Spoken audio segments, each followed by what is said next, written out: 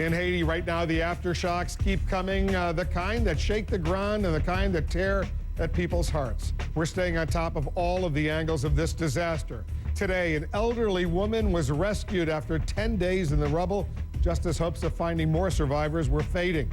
And officials say hundreds of thousands of Haitians are fleeing Port-au-Prince, the capital, right now, hoping to find cleaner, safer shelter outside of the ravaged city. Let's turn to our chief international correspondent, Christiane Amanpour. She's on the ground in Port-au-Prince. She's joining us now with more. It looks like a massive exodus from Port-au-Prince is unfolding right now. Christiane, what's really happening?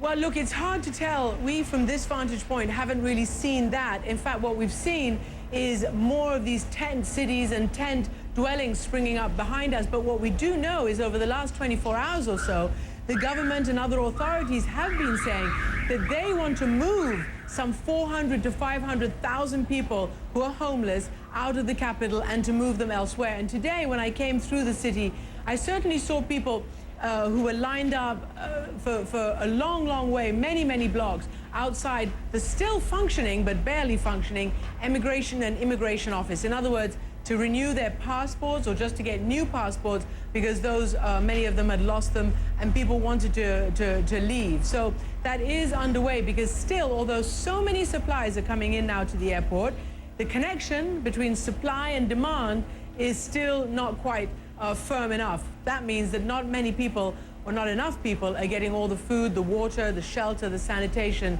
the medical equipment and supplies and treatment that they need, Wolf. Have you seen evidence, though, of more violence or looting? Because earlier in the week we saw that. I don't know if it's really still happening.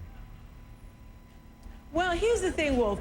It has happened a little earlier in the week, but despite sort of the pictures and the stories, it really was small scale. It really was localized. It was just in a few instances. And in fact, by the end of the week, the UN had pronounced Port-au-Prince mostly stable and calm. What we did see today, not a little bit, just a little bit away from where we are right now, was a bit of vigilante justice, whereby a man we saw dead in the street, he had been stoned to death. The people around him, the crowds, just right here, had said that they believed he was one of those who had escaped from the prison that first day of the earthquake, which collapsed so many buildings, including the prison, and that he had stolen something. So that's what they were saying. But anyway, justice was taken into their own hands, and he was lying dead on the street. But these are, as far as we can tell, and as far as we can get reports from even outside Port-au-Prince, these are very isolated incidents. And the government of Haiti, is it really in charge over there, or is basically they've delegated all sorts of responsibilities to the UN or the US or others? You know, it's a bit of both. The fact of the matter is that the government on the very first day of the earthquake said, we need help, we cannot cope on our own. And as it's been reported over the last 9 days since the earthquake or more, that just about all the major ministries were either damaged or flattened. Ministers have had to sort of reconvene. As you know, the president, René Preval, operates out of a building near the airport there, the police headquarters. And so it's a very difficult way to function right now. Slowly they're getting back. But the truth is, as you say, the bulk of the emergency relief operation is being done mostly by the United States, by the UN, by the other foreign and international forces who've been coming here. But everybody's very careful to say that it's done in coordination and at the behest of the Haitian government. All right, Christiane, thanks very much. This important programming note for our viewers. Christiane's program, Amanpour, will be live from Port-au-Prince this Sunday, 2 p.m. Eastern. American donations to earthquake relief now have topped $355 million. Our Brian Todd has been tracking the flow of aid and the rescue efforts, and he found himself at the center of an attempt to save a dying boy's life.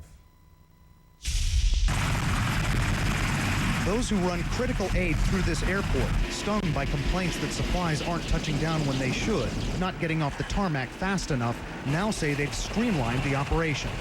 The aid is flowing in, not only from the United States government and the United States military, but all around the world. Officials say up to 160 flights a day are coming through, compared with about 25 just after the earthquake. But this is also where victims are brought when they need to get out. get him on a medevac, get him back to the States. We were going to lose him. As we're finishing up a live report, an American man rushes up to us, tells us he's got a boy who has to be medevaced immediately. He says he's a businessman working independently with aid groups. When we check this out, we find 8-year-old Ois Retas in the back of an SUV, cradled in the arms of a missionary, an IV drip attached, barely hanging on. This boy is suffering from a severe brain trauma. We just brought him from Hope Hospital, Aspera Hospital in downtown Port-au-Prince, where the doctor said that if we could not get him medevac to a U.S. hospital or another hospital that could operate on him immediately, that he was going to die.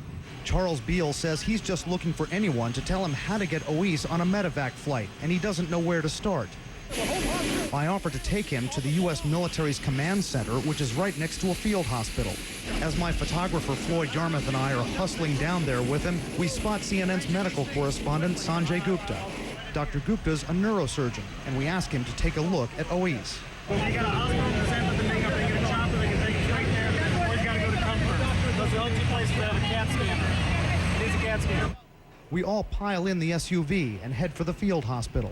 While we wait outside, Ois is given some medication inside and quickly stabilized. Minutes later, he's brought out, taken to a chopper, and airlifted to the U.S. Navy ship Comfort.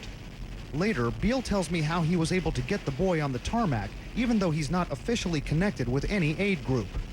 So I talked a couple of police officers downtown into riding in front of us, and then I hired a car. We placed the boy in a private vehicle. The two police officers led us all the way through. He says he talked his way through 3 checkpoints at the airport. I then spoke to one of the doctors who treated the boy. But what would have happened if he had been held up outside the airport, if somebody hadn't let this guy in, and what would have happened? Who knows? He was critical. He was sick. He was very critical when he got here. We're later told that Ois was in stable condition on board the Comfort. One commander at the airport told me this wasn't just one guy sweet-talking his way onto the tarmac. He said officials at the checkpoints look at who's coming through, and if they can see that patients like this boy need critical care, they'll let them through. Brian Todd, CNN, Port-au-Prince.